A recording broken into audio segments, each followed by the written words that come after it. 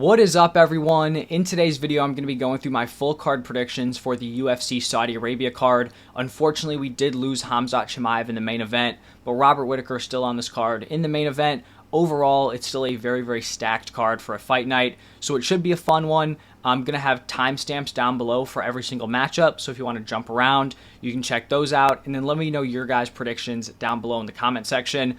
But let's just dive right into it, starting off with the first fight here on the prelims. We have Long Zhao taking on Chang Li. I believe this is the road to the UFC final, so this should be, the last fight of that, I guess, like mini-series here for the UFC. For Long Zhao, he has a ton of experience for a dude who's only 26 years old. He's 26-8, so 34 pro bouts at 24 is, pretty wild. When you dig a little bit deeper into that record, though, it is pretty fraudulent. He fought on the Contender Series in 2021. At that time, he was 22-7. His opponent before that fight, when he was 22-7, was 0-0, making his MMA debut. 12 of his first 26 fights either had 0 pro fights or a 500 or worse record. So he has a lot of experience, but it has been pretty soft in terms of top competition. He does have a really solid submission game. He has 9 submission wins. He's never been submitted. Chang Li has much less experience. He's 9-1, but he's won his previous road to the UFC fights more dominantly. Both of them were finishes. Long Zhao had a majority decision and then a split decision in his road to the UFC fights.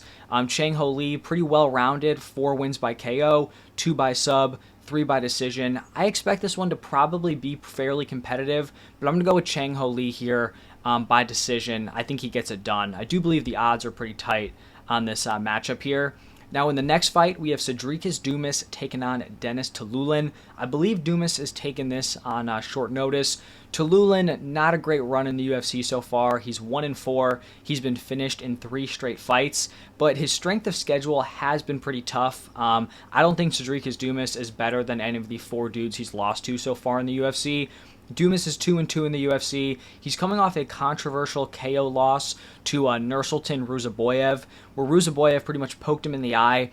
Dumas reacted to it. The ref didn't step in, and then right after that, Ruziboyev ended up knocking him out. So kind of unfortunate there for Dumas. It's hard to fully trust either guy in this matchup, but I'm going to lean towards Sedriques Dumas to get a win. Denis Tiuliulin, not the most durable guy. Sedriques Dumas outside of the UFC has been a finisher, so I'm going to go with Dumas by knockout. Also wouldn't be surprised with a sub or decision. In this next matchup, we have Magomed Gadzhiyasulov. Definitely butchered it. We'll go with Magomed taking on Brendson Ribeiro. Both these guys have pretty fraudulent records coming into this fight. Magomed is 8-0, but his first 5 opponents either had 0 fights or a losing record. Ribeiro is 15-6. 6 out of his first 7 opponents had 0 wins or a losing record. He did have a nice round 1 Contender Series knockout, I believe in a fight where he was a pretty big underdog in. This is his second UFC fight. He was knocked out in the first round of his UFC debut. Ribeiro is pretty powerful. I just think Magomed is the more well-rounded guy here. I think he's going to be able to take this one to the ground, and I think Magomed ends up getting a ground and pound finish here. So that's my prediction for that fight. Next up is going to be Kang taking on Muin Gafurov. Kang is 8-4 in the UFC, which is a really nice record, but he has some of the softest strength of schedule I've really seen for someone with that type of record. Typically, if you're winning, 8 fights out of 12, you're probably getting pushed up the rankings, getting some tough matchups. That really hasn't been the case here for Kang, but he's definitely a real submission threat. 12 of his 19 wins are by sub. Gafurov is 0-2 in the UFC. When he wins, it's by finish. 17 of his 19 wins are by finish. When he loses, it's by decision. 5 of his 6 losses are by decision. I think this one probably should be competitive, even though when you look at the UFC records, it doesn't seem like it should be. But I am going to lean towards Kang here by decision. Even if the competition isn't great, if you're winning 8 out of 12 fights, you're doing something right. Like I said, Gafurov loses by decision. The cardio probably isn't going to be there, so I will go with Kang by decision for this matchup. Now we're starting to shift over into some of the really fun fights here, the bigger names. We have Rinat Fakhretdinov taking on Nicolas Dalby. I like this matchup. I think these are 2 dudes right outside the top 15 in the welterweight division. Rinat is coming off a draw to Zaleski dos Santos. He was pretty much cruising to a win, won the first 2 rounds, but then he got hurt really bad to the body in round 3. Looked like he was going to get finished. Ended up surviving, but it turned into a 10-8, which then led to a draw there. He was 3-0 in the UFC before that fight. His pre-UFC record, another one of these guys where it's pretty fraudulent, but, you know, he's had success in the UFC, so he's proven, I think, that he's a future top 15 guy in this division. We know he had that great, very quick win over Kevin Lee. And then Nicolas Dalby is just once again not shying away from these tough fights. He completely halted Gabriel Bonfim's hype train in his last fight. Everyone was all in on the Bonfim brothers. He was a big dog in that matchup, ended up, you know, taking some punishment early on, gassed Bonfim out and finished him in the second round. Just looking at this specific matchup, though, I don't have a ton of confidence that Nicolas Dalby can stop Rinat's wrestling. In Rinat's 3 UFC fights that have gone the distance, he's landed 13 total takedowns, so he's getting the fight to the ground. He's also very good at, you know, maintaining position and keeping it there. We definitely saw that in the Bryan Battle fight. And then we look at Nicolas Dalby. He's been taken down in his last 5 fights, and most of those opponents have been to lesser wrestlers. Dalby's only been finished once in his MMA career, but it ended up turning into a no contest because the other dude tested positive. So, you know, Dalby's tough. He's durable. He just, you know, halted a dude's momentum in his last fight. But I am going to go with Rinat Fakhretdinov here. I do think Dalby's durable enough to survive, but I'm going to go with Rinat by decision. Shifting over to Nasrat Haqparast taking on Jared Gordon. Nasrat's on a nice roll here, 3 straight wins. His only losses since 2018 have been Dan Hooker, Bobby Green, and Drew Dober, so absolutely zero shame in losing to that level of competition. Jared Gordon's coming off a very impressive win over Mark Madsen, put him out cold in a pretty nasty knockout. And he's also a dude who's pretty much only lost to top competition, I guess, except like maybe Paddy Pimblett, but it seems like most people like universally view that fight as a pretty bad robbery, where Jared Gordon lost that matchup. I have to imagine that Jared Gordon's going to want to initiate the grappling here. I think Nasrat probably will want to keep this fight standing. Nasrat has pretty solid takedown defense, 78% in the UFC. Jared Gordon's definitely a grinder. He can make fights tough. Definitely doesn't seem like a fun dude to go up against, but I am leaning towards Nasrat here. I'm going to go with Nasrat Haqparast by decision. Now, I believe this is the start of the main card here. We have Johnny Walker taking on Volkan Oezdemir. And honestly, this just feels like a 50-50 fight. Both these dudes are finishers. Johnny Walker has 19 finishes in his 21 wins. Volkan has 14 finishes in his 19 wins. Both guys are also capable of being finished. Walker's been finished in 6 of his 8 losses. Volkan has been finished in 4 of his 7. We have Johnny Walker coming off a pretty tough knockout loss over Magomed Ankalaev. Was put out pretty bad in that one. Oezdemir is coming off a submission win over Guskov, who, if you don't recognize his name, it's the dude that looks like evil Anthony Smith. That might jog your memory there. He's been a little bit of a layoff here for Volkan Oezdemir. I'm going to slightly favor Johnny Walker in this matchup. He's just so athletic. He's so explosive that I think he has a decent opportunity to find Oezdemir's chin. I just don't really think Oezdemir can compete with Johnny Walker's athleticism here. Now, Walker might go crazy, open himself up, get caught, get finished. It's totally possible. But my pick for this one is going to be Johnny Walker by knockout. In the next matchup, we have Muhammad Naimov taking on Melsik Baghdasaryan. I think this should be a pretty competitive fight. Naimov's had a kind of unique start to his UFC career. He has a very impressive debut where he knocked out Jamie Mullarkey. Then he won a pretty controversial decision over Nathaniel Wood. He committed a ton of fouls in that fight, never got a point taken away, but still being competitive with Nathaniel Wood is, you know, definitely a good sign, and he did end up getting the fight won on the scorecards. And then in his most recent fight, Eric Silva blew out his own knee, I think it was, within a minute of the fight. I think he got caught on the back of the cage and blew out his knee. So really didn't get a ton out of that fight. Melsik is 3-1 in the UFC. I think in this matchup, he definitely should have the advantage on the feet. He's a super fun, flashy striker. I feel like this fight's just going to come down to whether or not Naimov can land takedowns and rack up enough control time to kind of bank rounds, land some ground and pound. He was able to take Nathaniel Wood down 4 different times. He racked up some control time in that fight, but he didn't land a takedown in the Mullarkey fight or his Contender Series matchup. Like I said, I think it's going to be competitive. I think Melsik is going to win most of the exchanges on the feet, but I just think Naimov is going to have enough success with his grappling, and I don't think he's going to be totally outclassed on the feet. So I'm going to go with Naimov by a very close decision. Would not be shocked if this was a split.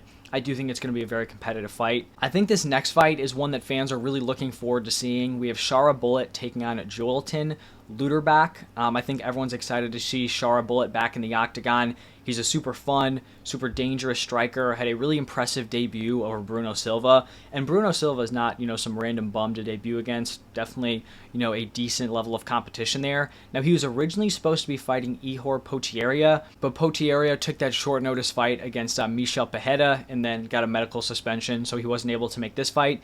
I actually think that Luderback is probably a tougher fight than Ihor Potieria would have been. He has an insane amount of experience. He's 31 years old, but he's 38-10 in MMA, so nearly 50 pro MMA bouts. He's fought all over the place.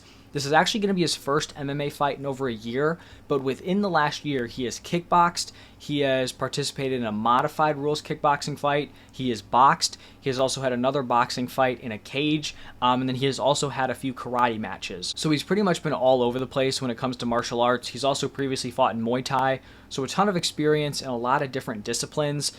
Pretty well-rounded also, 14 knockouts, 13 decisions, also has a fair amount of submissions there on his record. I'm a little bit concerned about Shara Bullet's takedown defense based on that debut. Bruno Silva didn't really want to stand with him. Not a guy who's known for having great takedowns, and Shara Bullet was kind of held down by him. So I think that's something we should be worried about here. But if it stays on the feet, I think you have to give him the edge. I'm going to go with Shara Bullet by decision, but I think a lot of people are expecting him to just go out and completely nuke this dude who's making his UFC debut. This is not some random dude coming off the regional scene. Luderbach is legit. I do think he's UFC caliber. Is he a top 15 guy in the future? Probably not, but definitely someone who should be competitive. I don't think this is just going to be a cakewalk here for Shara Bullet, but I do think he gets it done. In this next matchup, we have Kelvin Gastelum taking on Daniel Rodriguez. This is kind of weird matchmaking in my opinion. You have Gastelum staying down at 170, even after he lost to Sean Brady. I think that's the right call. He's just too undersized at 185. And then you have Daniel Rodriguez coming off of back-to-back losses and over a year layoff. In this fight, I kind of just feel like Gastelum is better everywhere. Even though he hasn't had a ton of success in his recent fights, he's 2-6 in his last 8. His level of competition has just been so high. I feel like I'd give Gastelum the grappling edge, and I also feel like he's probably the better striker here. We can't forget, this dude went toe-to-toe with Israel Adesanya. He lost a close split decision to Darren Till. He has a somewhat recent win over Chris Curtis, who I think is also a pretty solid striker. And Daniel Rodriguez's last 2 fights, he was KO'd in round 1 by Ian Gary, and then he was submitted by Neil Magny in a fight that was pretty competitive on the feet, which, Neil Magny, a veteran, a tough out. If you're in lockstep with him on the feet, I don't think that's a great sign. So my prediction here is going to be Kelvin Gastelum by decision. I think we see him get back in the win column here, down at welterweight.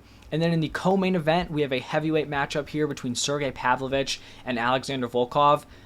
In my opinion, it's tough to pick against Sergei here. His only 2 losses are to Tom Aspinall and Alistair Overeem. That is very, very high level of competition to be losing to.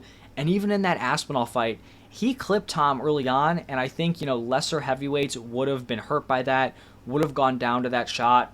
Tom has a good chin. He ate it, ended up catching Sergei a little bit later on in that round. But that's a shot where if he hits Volkov with that, I don't know if Volkov's taken it. We did see Volkov show off an improved wrestling game in the Tai Tuivasa fight. Ended up getting a nice submission in that one, but Tai Tuivasa and Sergei Pavlovich are 2 different animals.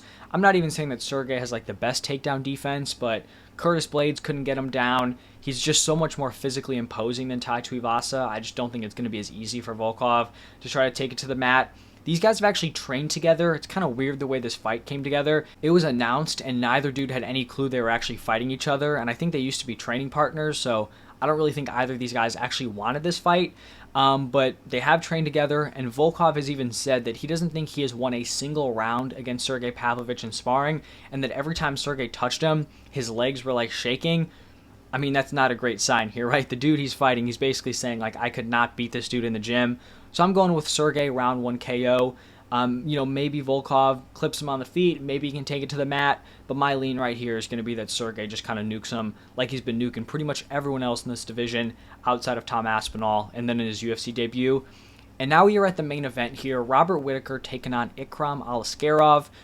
First off, just got to say that Robert Whittaker is a BMF for taking this fight. Ikram Aliskerov might be the best unranked fighter in the entire UFC. Robert Whittaker went from probably a #1 contender fight where he could have gotten the next title shot if he beat Khamzat Chimaev to now fighting a dude that most casual MMA fans have never even heard of.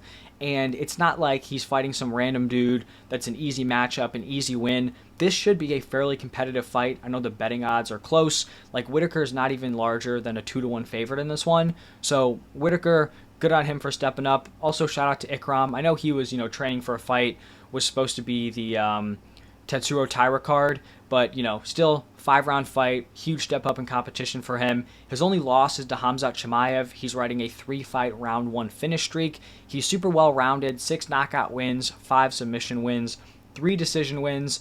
Whittaker's coming off a really nice bounce back win over Paulo Costa. The chin looked good. I think everyone was a little bit worried about it after the DDP fight, but it looks like he's back. I think I just have to give the edge here to Robert Whittaker. Like, would I be shocked if Ikram won? No. But, like, outside of the Izzy fights and then the DDP matchup, who's now the champion, Whittaker's just looked so much better than the rest of the division. He's also been training for 5 rounds. Ikram hasn't. I'm kind of going back and forth here between a knockout and decision. I do think we could see Ikram start to fade. Like I said, he has not been training for 5 rounds. I'll lean towards Whittaker by decision, but I won't rule out a late finish.